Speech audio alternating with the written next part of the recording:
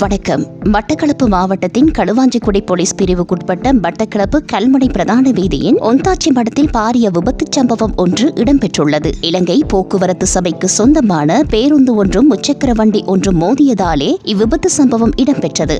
சம்பவம் அறிந்த களுவாஞ்சிக்குடி போக்குவரத்து போலீசார் ஸ்தலத்திற்கு விரைந்து நடவடிக்கைகளை முன்னெடுத்திருந்தனர். இவ்விபத்து சம்பவத்தில் முச்சக்கர வண்டியில் பயணித்த ஒருவர் பலத்த காயங்களுக்குட்பட்ட நிலையில் களுவாஞ்சிக்குடி ஆதார வைத்தியசாலையில் அனுமதிக்கப்பட்டு பின்னர் மேலதிக சிகிச்சைகளுக்காக மட்டக்களப்பு போதனா வைத்தியசாலைக்கு மாற்றப்பட்டுள்ளதாக களுவாஞ்சிக்குடி ஆதார வைத்தியசாலை வட்டாரம் தெரிவிக்கின்றது. இந்நிலையில் குறித்த விபத்தில் முச்சக்கர வண்டி சுக்குநூறாக நொறுங்கியுள்ளதுடன் பேருந்தின் முன்பக்கம் சேதம் ஏற்பட்டுள்ளது. இது தொடர்பில் களுவாஞ்சிக்குடி போலீசார் மேலதிக விசாரணைகளை முன்னெடுத்து வருகின்றனர்.